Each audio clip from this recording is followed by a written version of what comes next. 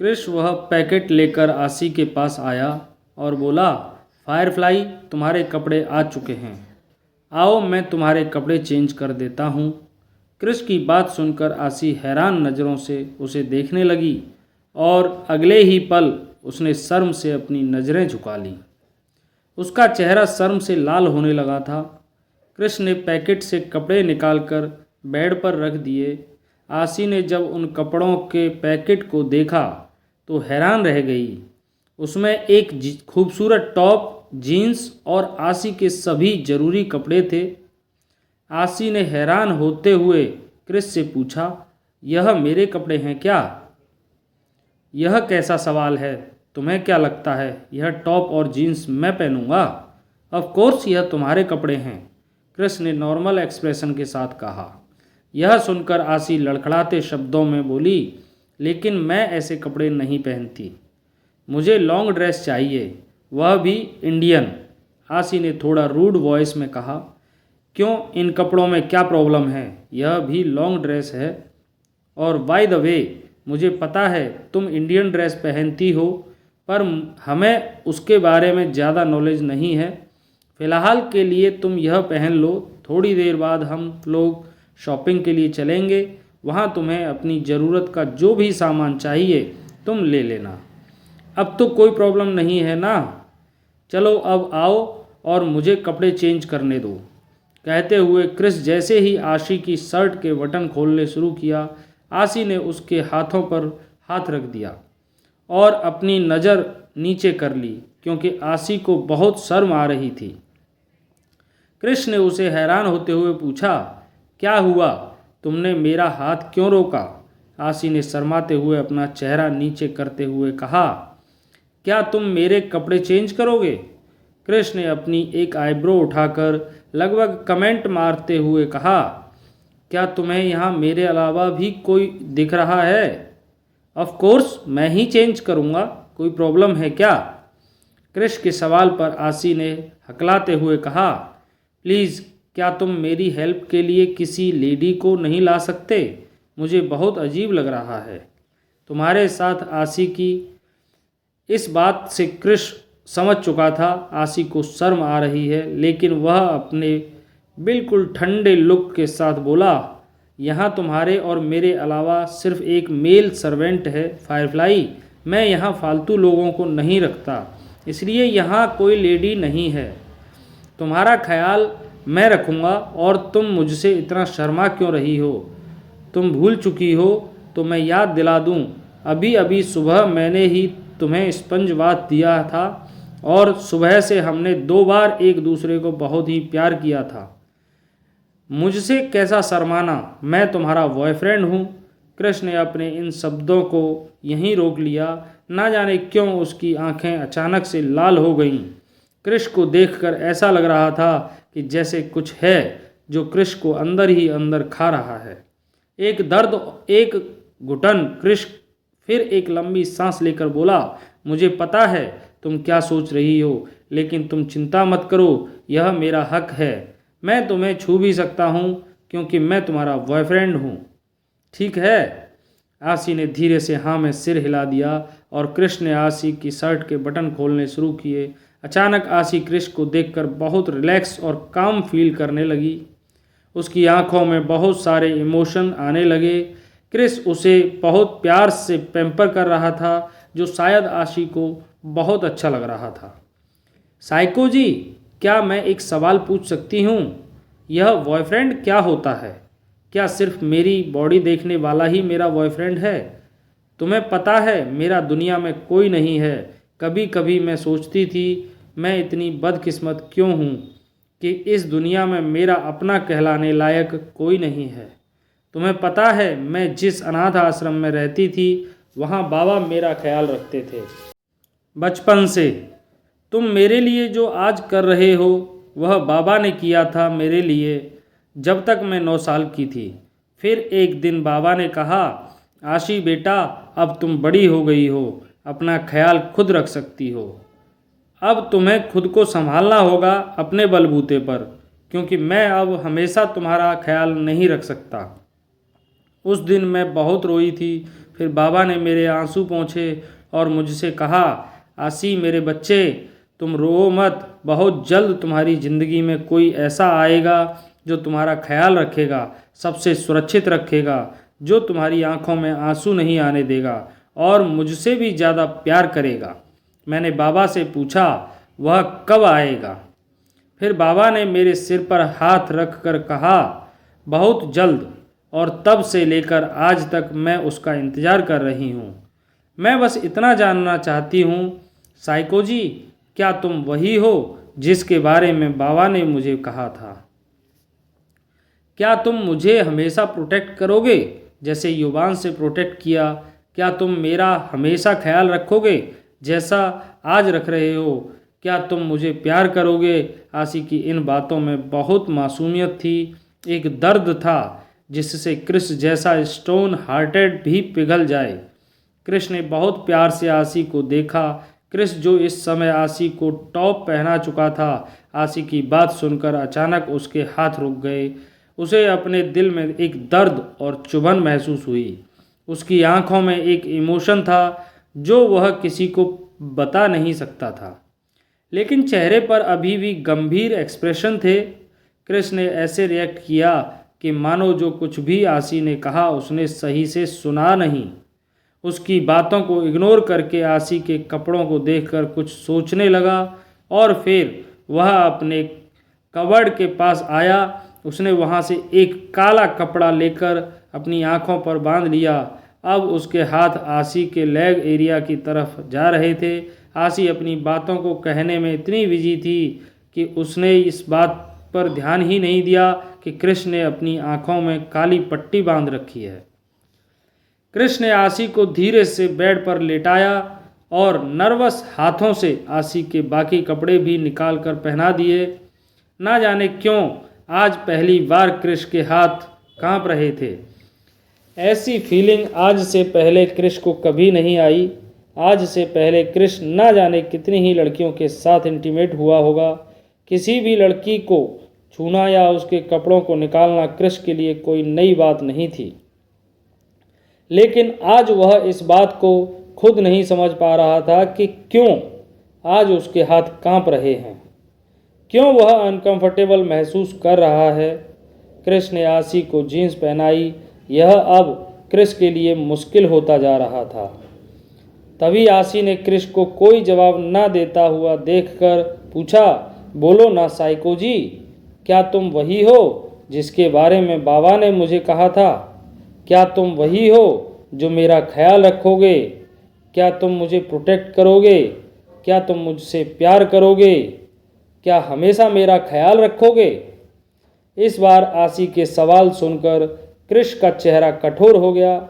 उसे अब गुस्सा आने लगा था। ना जाने क्यों उसका दिल जल रहा था। उसने अपनी सख्त आवाज़ में गुस्से में दांत पीसते हुए कहा, चुप रहो फायरफ्लाई, तुम बहुत सवाल पूछती हो, बहुत बोलती हो और मैं किसी भी सवाल का जवाब देना जरूरी नहीं समझता, इसलिए मुझसे दोबारा सवाल मत करना, समझ गई? क्रिस की धमकी और गुस्से भरी आवाज़ सुनकर आसी डर गई। उसे अब क्रिस की बातें अजीब सी लगने लगीं। उसे लग ही नहीं रहा था यह वही क्रिस है जो उसका ख्याल रख रहा था।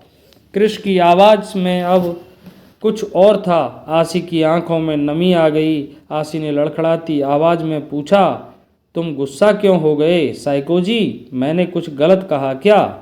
देखो, मुझे पता है यह सवाल बहुत अजीब है, पर मुझे जानना है कि तुम मेरा ख्याल ऐसे ही रखोगे और मेरी आंखों में आंसू नहीं आने दोगे। तुमने कहा था ना कि तुम्हें मेरी आंखों में आंसू अच्छे नहीं लगते, तो प्रॉमिस करो कि तुम मुझे रोने की कोई वजह नहीं दोगे।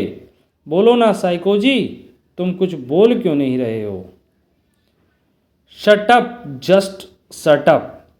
क्रिस ने झटके से अपनी आंखों से काली पट्टी हटाई और जोर से चिल्लाते हुए आसी के जबड़े को अपने एक हाथ से कस लिया और गुस्से में अपने एक एक शब्द को चबा चबा कर बोला, तुम बहुत बात करती हो और मैं ज़्यादा बात करने वाले लोगों को पसंद नहीं करता। कितनी बार मैंने तुम्हें बताया है, अपना मुंह बंद रखो, एक शब्द और निकाला तो मैं तुम्हारी जुबान काट दूंगा। समझ गई तुम? कहते हुए कृष ने आसी के चेहरे को झटक दिया और अपनी जलती हुई निगाहों से उसे घूरने लगा। दर्द के मारे आसी की आंखों में बेतहासा आंसू थे। उसका दिल दुख रहा था। वह सिसक सिसक कर रोने लगी और कृष से डरते हुए सड़क पर सरक कर बेड के एक कोने में चली गई। उसने अपने घुटनों को अपने सीने तक मोड़ लिया और जल्दी से ब्लैंकेट लेकर खुद को सर से लेकर पांव तक कवर करके रोने लगी।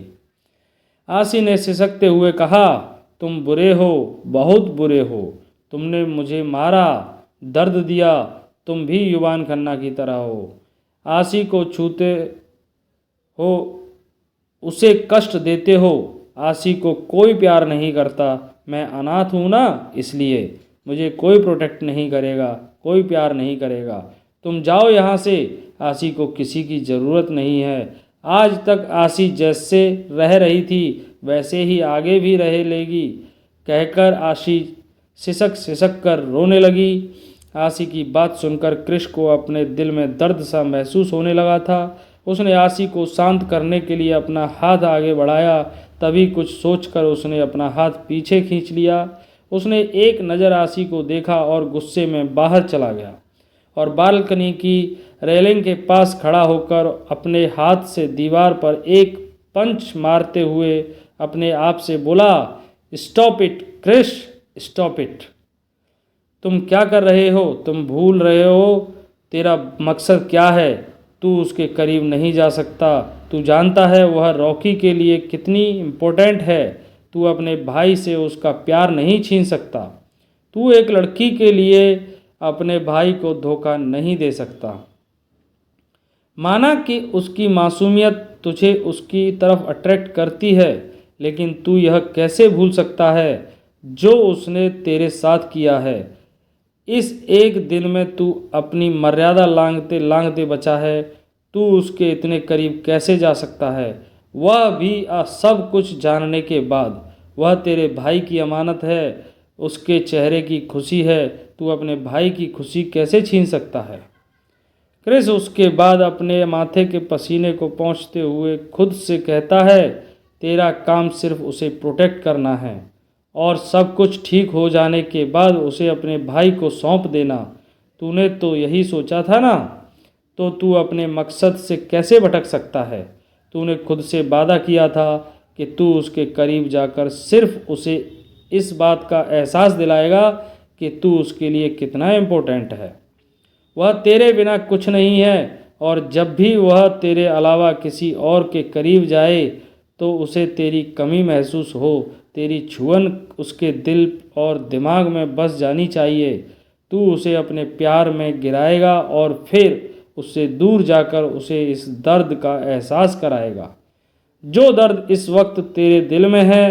तेरे बार बार समझाने के बाद भी वह अपने दोस्तों के करीब गई, रॉकी के करीब गई और जानबूझकर उसे अपनी तरफ अट्रैक्ट किया। इसका खामियाजा उसे भुगतना होगा। उसका भी दिल टूटेगा जैसे तेरा टूटा है और तब उसे तेरे दर्द का एहसास होगा। तू उसे अपनी आदत लगाकर उससे दूर हो जाएगा। फिर कृष्ण ने खुद को मिरर में देखा और अपने आप से बातें करते हुए बोला, तुझे उसे तड़पाना है जैसे तू तड़प रहा है, तो फिर क्यों उसे दर्द देकर तुझे भी दर्द हो रहा है। तो फिर क्यों तू उसके इतने करीब जाकर खुद को भूल जाता है। उसकी आंखों में उसकी खुशबू के बहकने लगता है और कभी कभी क्यों तू उस पर अपना गुस्सा उतारता है। उसकी जुबान से किसी और का नाम सुनकर क्यों तेरे तन बदन में आग लग जाती है। तू अपने मकसद से नहीं भटक सकता कृष। जिस प्यार को तू अपने दिल में दबाने की कोशिश कर रहा है उसे दफना दे। अब उसका कोई काम नहीं है तेरी ज़िंदगी में।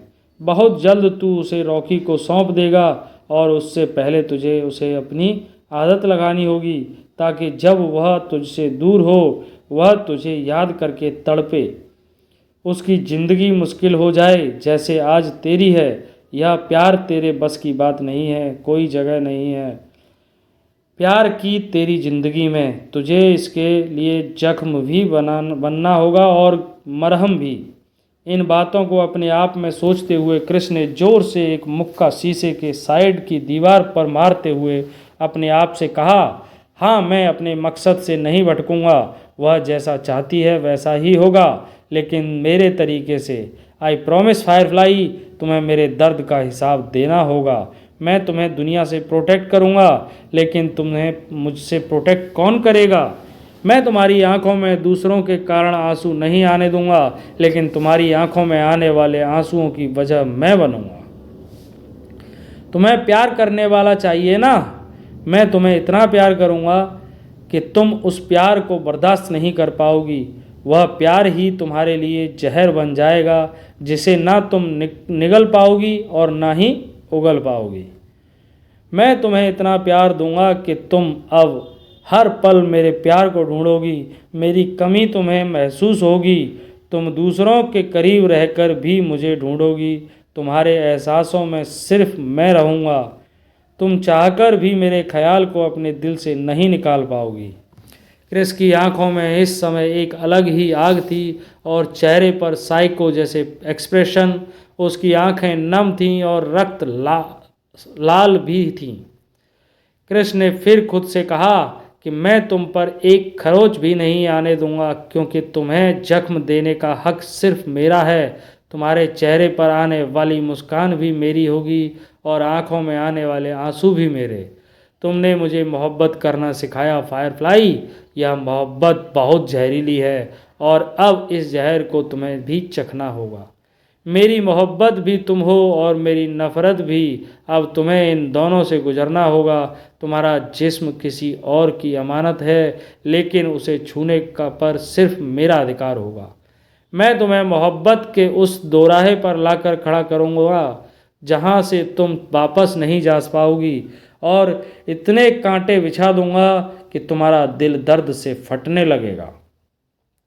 अगर तुमने उस दिन मेरी बात मान ली होती फायरफ्लाई, और रॉकी के दिल में तुम्हारे लिए प्यार नहीं होता, तो आज तुम्हें इस दर्द से गुजरना भी नहीं पड़ता। I love you so much Firefly, but I hate you the most. आज मैं तुम्हारे जख्मों पर मरहम लगाऊंगा, क्योंकि बहुत जल्द तुम्हारे जख्मों को मैं कुरेदने वाला हूँ। कहते हुए कृष अपनी जलती निगाहों से उस दीवार को देख रहा था। उसकी आंखों में जो आग थी वह आसी के लिए थी। इन सब बातों को कहते और सोचते हुए कृष का दिल भी फटा जा रहा था। दीवार पर इतना जोरदार पंच करने के कारण कृष का हाथ जख्मी हो गया था। उसके हाथ से खून बह रहा था, लेकिन शायद उसके हाथ के दर्द से कहीं ज़्यादा उसके दिल में दर्द उठा था। लगभग 1 घंटे तक वह यूं ही इधर उधर भटकता रहा और अपने ही जज्बातों से जूझता रहा।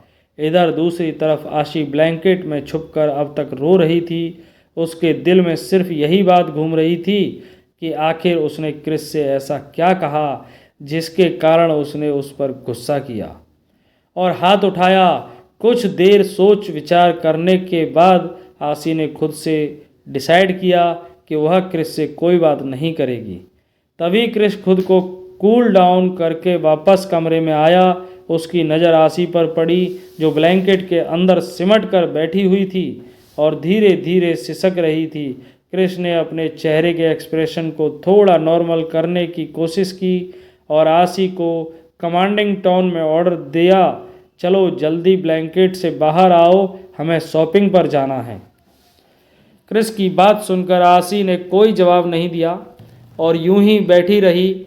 यह देखकर क्रिस एक बार फिर अपनी कठोर आवाज़ में बोला, तुम्हें सुनाई नहीं दे रहा मैंने क्या कहा? जल्दी बाहर आओ अभी और इसी वक्त। मुझे एक ही बात बार बार कहने की आदत नहीं है। क्रिस की बात सुनकर आशी यूं ही ब्लैंकेट में बैठे हुए बोली, ना ना नहीं, मुझे नहीं जाना। तुम्हारे साथ मुझे अपने घर जाना है, मैं तुम्हारे साथ नहीं रहूँगी। तुम बहुत बुरे हो।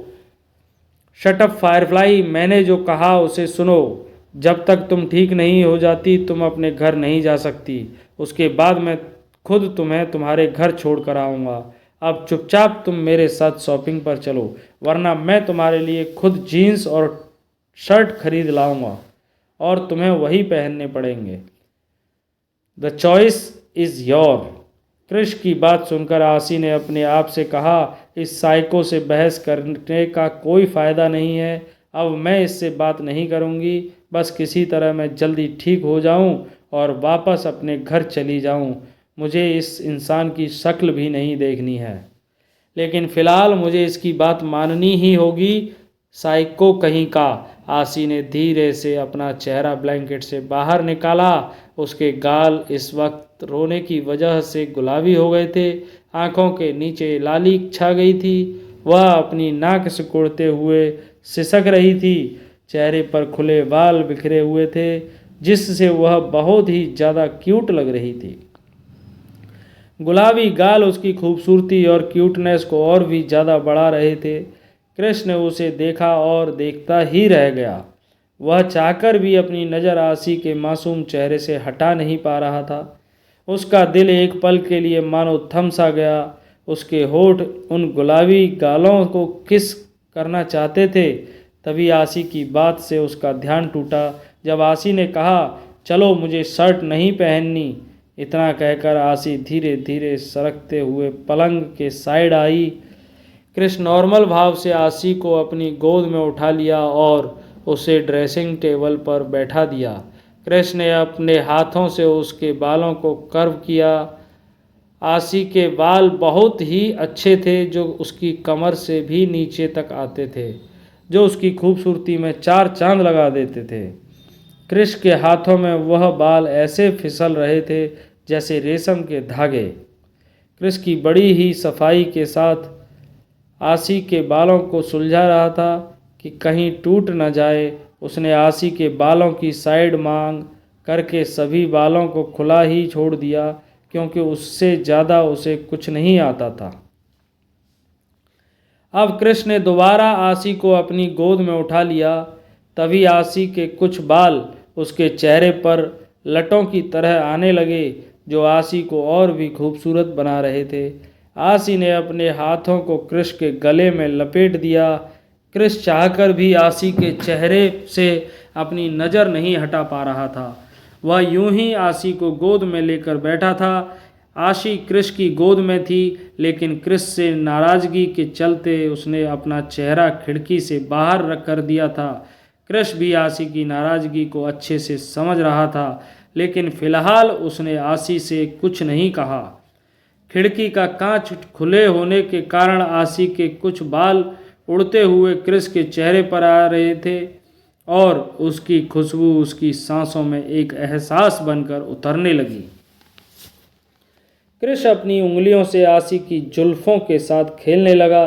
तभी उसकी नज़र एक बार फिर आशी के गुलाबी गालों पर पड़ी। अब उसका गला सूख रहा था। उसे बहुत ही अनकंफर्ट महसूस हो रहा था। उसने किसी तरह खुद को कंट्रोल किया। वह जितना आशी से दूर जाने की कोशिश कर रहा था, उतना ही आशी की मासूमियत उसे अपनी ओर खींच रही है। थोड़ी देर में शॉपिंग मॉल आ गए। कृष्ण ने कार से निकलने से पहले एक मास्क खुद कैरी किया, क्योंकि वह एक सेलिब्रिटी है और इस तरह से पब्लिक प्लेस में जाना उसके लिए अच्छा नहीं है। हालांकि उसके गुंडों ने पहले ही मॉल को खाली करा दिया था, लेकिन फिर भी कृष्ण आशी के साथ कोई भी रिस्क नहीं लेना चाहता था और कृष्ण ने दूसरा मास्क आशी को पहनाया और उसके सर पर एक कैप डाल दी, ताकि कोई भी आशी को आसानी से पहचान ना सके। इस बारे में आशी कुछ कहना चाहती थी, लेकिन उसने नाराज़गी के चलते कृष्ण को कुछ नहीं कहा। थोड़ी ही देर में वह लोग शॉपिंग मॉल के अंदर थे। आशी कुछ कपड़ों को चूज़ कर रही थी और जिस पर भी वह पॉइंट कर रही थी, कृष्ण उसे ट्रॉली में डाल रहा था। कृष्ण आशी की चोट के चलते उसे भी एक छोटे बच्चे की तरह ट्रॉली में बिठा रखा था। कृष्ण के गार्ड दोनों को चारों तरफ से प्रोटेक्ट कर रहे थे। थोड़ी ही देर में कपड़ों की ट्रॉली लगभग भर चुकी थी। अब बारी थी उन्हें ट्राई करने की, लेकिन आशी इस कंडीशन में नहीं थी। कि कपड़े ट्राई कर सके। वहाँ खड़ी सेल्स गर्ल और सेल्समैन आशी और क्रिश को एक कपल समझ रहे थे। वह लड़कियाँ आहें भर रही थी, काश हमारा बॉयफ्रेंड भी इतना हैंडसम और इतना केयरिंग होता। उन लड़कियों को पता था कि इस इंसान के साथ अगर गार्ड हैं तो यह ज़रूर कोई रिच पर्सन है। क्रिश की फेयर स्किन, खूबसूरत नीली आंखें, अट्रैक्टिव बॉडी और 8 पैक एब्स देखने के वाला कोई भी साफ साफ बता सकता था कि यह इंसान बहुत ही हैंडसम है। हालांकि क्रिश के मार्क्स के कारण कोई भी उसे पहचान नहीं पा रहा था। अगर इस वक्त कोई उसका चेहरा देख लेता और उन्हें पता चल जाता कि यह Hollywood actor the superstar Krish Davidson है, तब तो ज़रूर वहाँ 4 लड़कियों की लाशें बिछ जाती, वह भी हार्ट फेल होके। आशी और क्रिश ने कपड़े तो चूज कर लिए, अब बारी थी उन्हें ट्राई करने की। क्रिश अपने साथ आशी को उठाकर चेंजिंग रूम में ले गया और सभी लड़कियां आंखें फाड़े उसे देख रही थी। आखिर क्या है क्रिश का इरादा, कैसा सबक सिखाना चाहता है वह आशी को? क्या होगा क्रिश अपने इरादे में कामयाब, या आशी की मासूमियत कर देगी उसे कमज़ोर? आगे की वीडियो पढ़ने और सुनने के लिए बने रहिए हमारे साथ। हम मिलते हैं अगली वीडियो में अगले एपिसोड के साथ। तब तक के लिए धन्यवाद। ध्यान रखिए और हमसे जुड़े रहिए। धन्यवाद।